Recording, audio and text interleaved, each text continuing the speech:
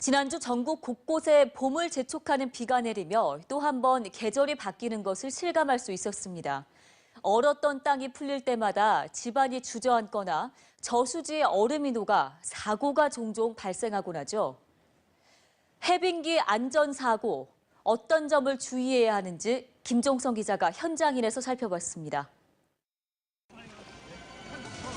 잠수복을 입은 소방대원들이 얼음이 떠있는 호수로 들어갑니다. 구조자가 얼음 위로 올라가려 하지만 살짝만 힘을 줘도 얼음이 깨지는 바람에 좀처럼 움직이지 못합니다. 조난자는 가까스로 구조 튜브나 보트, 헬기를 이용해 빠져나옵니다. 3월이 되고 기온이 어느 정도 올라왔지만 이곳 강원도의 한 저수지는 꽁꽁 얼어붙어 있습니다. 제가 이곳에 돌을 한번 던져보도록 하겠습니다. 보시다시피 돌이 박살날 정도로 저수지가 꽁꽁 얼어붙어 있습니다. 하지만 물가의 상황은 다릅니다.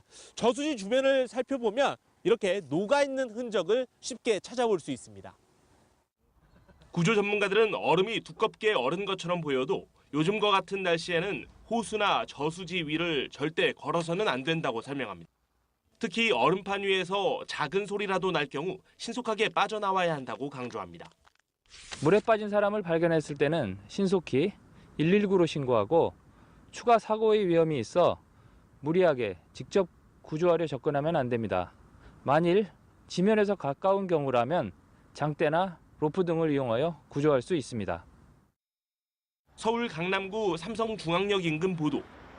한눈에 봐도 집안이 주저앉아 있고 보도블럭이 돌출된 곳도 보입니다. 얼마 전까지 멀쩡했던 보도는 최근 날이 풀리며 변형이 심해졌습니다. 담당 구청에서는 일제 점검에 나섰습니다. 주민들이 통행하다가 다칠 염려도 있어서 사전에 조사하는. 해빙기에는 땅이 얼었다 녹으며 수도관과 온수관의 파손 피해도 잦습니다. 지난 1일 서울 강남구 봉은사 삼거리.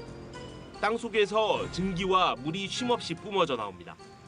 온수관이 파손되고 물이 흐르고 도로 곳곳이 내려앉았습니다. 지하수와 토사가 빠져나가 집안이 약해지면 도로나 보도에 갑자기 싱크홀이 생길 수도 있습니다. 아파트와 주택 옆에 한눈에 봐도 아찔한 절벽이 있습니다. 나무가 쓸려 내려온 흔적부터 군데군데 금이 간 암석도 보입니다. 겨울철이 되면 땅속에 있던 수분이 얼면서 부피가 10%가량 늘어나는 배부름 현상이 나타나고 날이 풀리면 땅의 응집력이 약해져서 이처럼 낙석 사고가 빈번하게 발생합니다. 이 때문에 공사 현장에서는 혹시 모를 붕괴 사고에 대비해 별도의 안전점검 활동이 진행되기도 합니다. 댐 시설을 관리하는 직원들은 해빙기만 되면 눈코뜰 새 없이 바빠집니다. 강원도 횡성에 있는 횡성댐. 투자원공사 직원들이 특수장비를 들고 나와 경사도를 측정합니다. 직접 수문까지 내려가 이상 유무를 살펴보기도 합니다. 이탈면에 낙석이라든지 그런 부분이 이제 발생할 우려가 있는 부분을 점검을 주로 하고 통행을 통제를 한다든지 그런 활동을 주로 하고 또 댐체라든지 그런 부분에 해빙기의 어떤 침하라든지 어떤 붕괴 그런 게 발생할 지역이 있는지 그런 걸 위주로 주로 점검을 합니다. 관로 시설물들 그런 분들을 이제 주로 많이 점검을 해야 되기 때문에 직원들을 비롯해서 전 직원들이 좀 바쁩니다. 정부 조사에 따르면 최근 10년간 해빙기 안전사고는 절반 이상이 절개지, 축대와 옹벽이 20%, 건설 공사장에서 18%가 발생했습니다. 주변의 축대나 옹벽 등이 부풀어 오르거나 없었던 균열 등이 생겼는지 잘 살펴보고 이상 징후를 발견했을 때는 가까운 관공서로 신고해 주시기 바랍니다. 직접 관공서에 연락하기 번거롭다면 정부 안전신고 포털 홈페이지 또는 애플리케이션을 통해 신고하면 됩니다.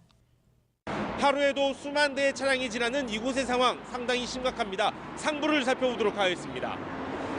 상부 곳곳이 저렇게 녹이 슬어 있고 나무 상판은 썩어 있습니다. 입을 떡하니 벌리고 있는 상판도 보이고요.